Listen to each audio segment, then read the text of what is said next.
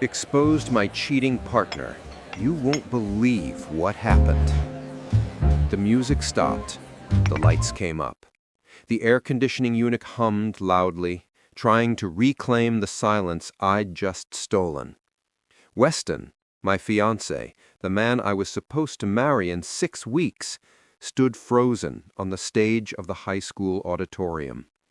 Beside him, his mistress, Aubrey, wept silently into her hands. The entire room, 200 guests gathered for a charity gala, was staring. I had just delivered my speech, not about the charity, but about lies, fidelity, and hidden debt. I watched as the chairman of the board walked up and politely escorted Weston away, not just from the stage, but from the building. I should have felt chaos. I felt a cold, clear release. He had used me, lied to me, and secretly bled our joint finances dry to fund a double life. You're probably wondering how it got this far, how I went from planning our wedding seating chart to publicly destroying his career and exposing his secrets in front of the entire community. But that wasn't where it started. Before we continue, hit that subscribe button and drop where you're watching from, because what comes next, you won't believe how brutally justice turned the tables. My name is Elias Croft. I'm 32 years old, and for the last 5 years, I was building a life with Weston Hayes. He was a successful financial advisor at a boutique firm, charismatic, polished, and beloved in our small, affluent community. I was a systems analyst, quiet and methodical, managing our home and its complex digital infrastructure. We were the perfect match. He had the high-level ambition, I had the technical grounding. We bought a beautiful craftsman home together, remodeled the kitchen, and shared every major financial decision. Our life was comfortable, predictable, and full of warmth. I remember one night 2 years ago when we were painting the nursery just because we liked the color. He leaned down and kissed my forehead, paint smudged on his cheek. We're building a perfect life, Elias, every decision, together. That memory of shared ambition and trust was my whole world. He always said secrets protect people. He was wrong. They only protect the person keeping them. Elias starts noticing financial strain and bizarre behavior. What small detail confirms his suspicion? The cracks began appearing 6 months ago after we set the wedding date. Weston started exhibiting strange behavior. He became secretive with his phone, always claiming client confidentiality. He started working late nights that stretched into early mornings, and his explanations for weekend trips became vague. But the real distress was financial.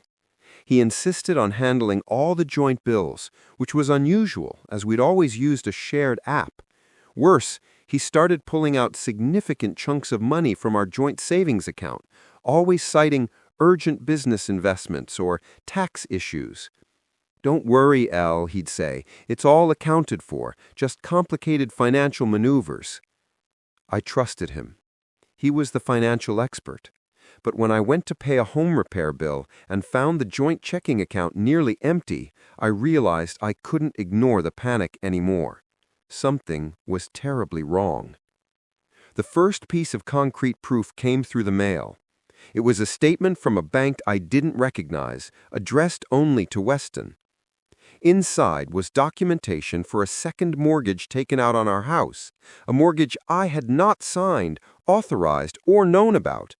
It was a massive loan, and the signature on the document was a crude forgery of mine. I confronted him that night. He had just returned from a supposed business trip. "What is this, Weston?" I asked, laying the documents on the kitchen counter.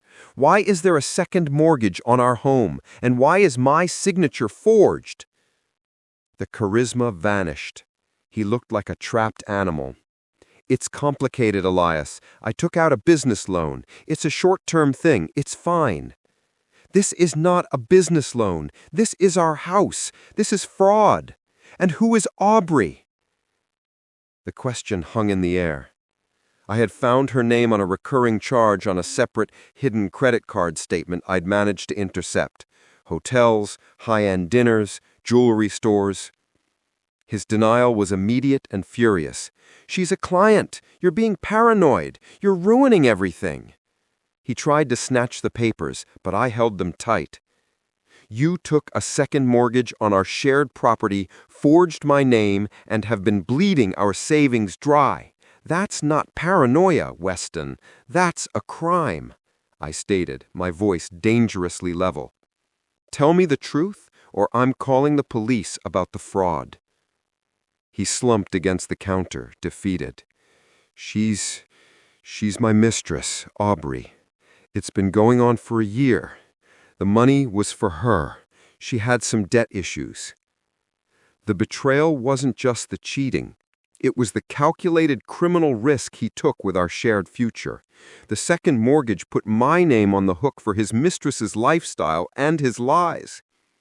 He tried to spin it. "I was going to tell you, Elle. I was going to pay it all back before the wedding. I still love you." "Love me?" I stepped back. "You committed fraud against me. You put our home at risk. You told me you were building a life with me while you were funding a debt-ridden double life?"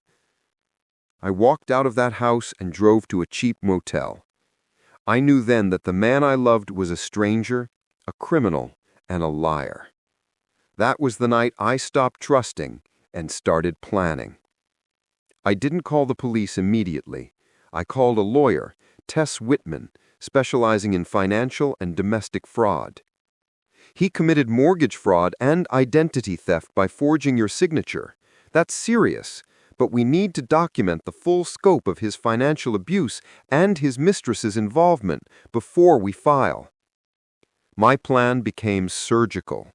As a systems analyst, I had the methodical skills needed to trace his lies.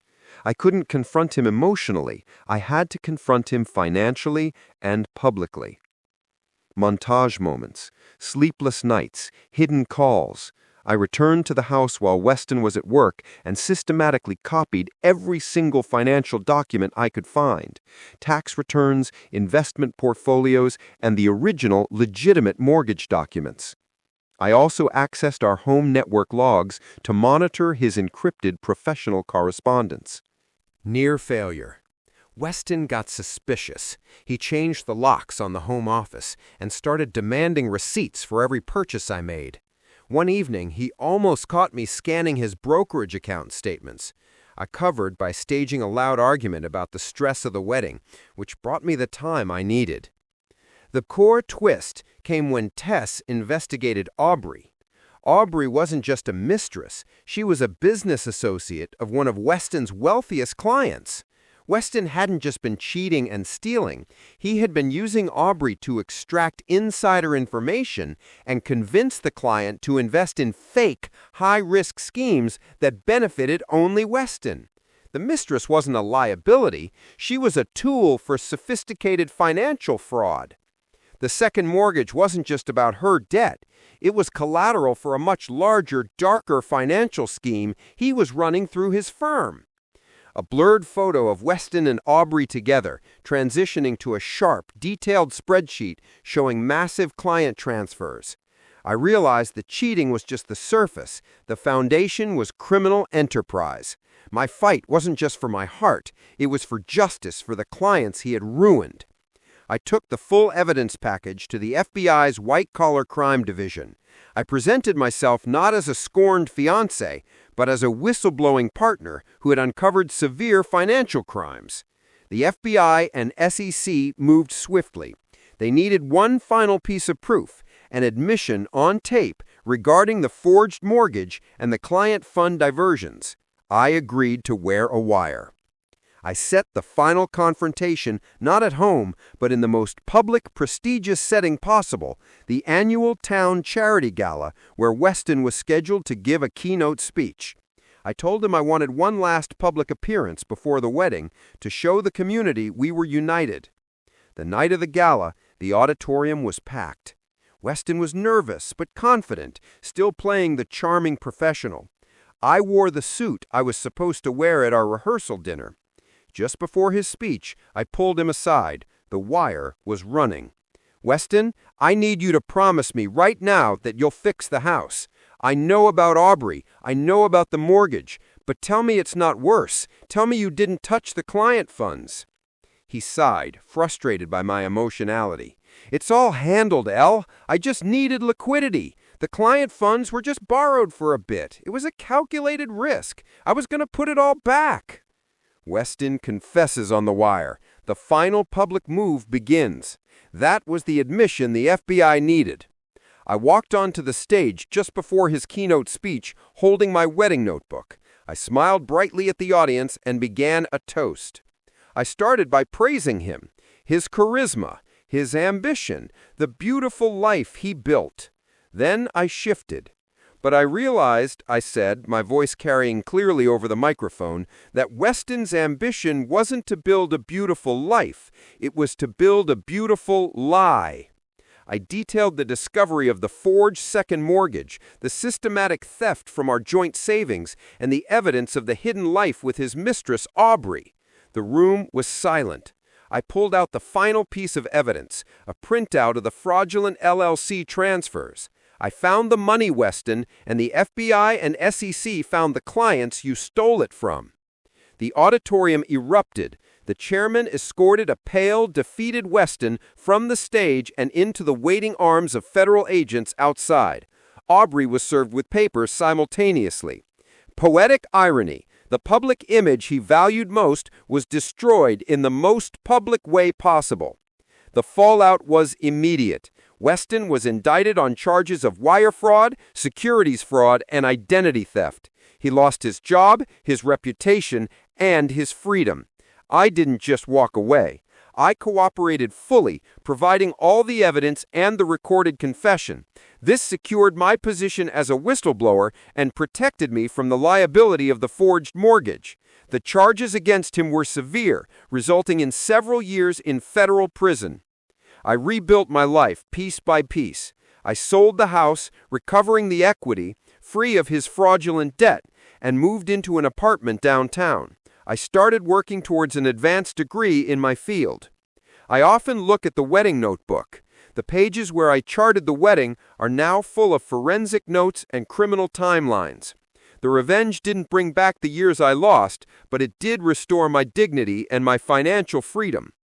I learned that revenge doesn't fix pain, it measures it. It quantifies the damage done and demands consequence. The true victory isn't destroying the enemy, it's proving your strength by refusing to be destroyed. I chose truth over silence, and in so doing, I saved myself and the clients he was actively ruining. What would you have done? Would you have accepted the financial loss and walked away, or fought back and risked everything to expose the criminal truth? Comment below. I read every one. Justice always finds its way. I'm Zach, and this was another true tale of revenge.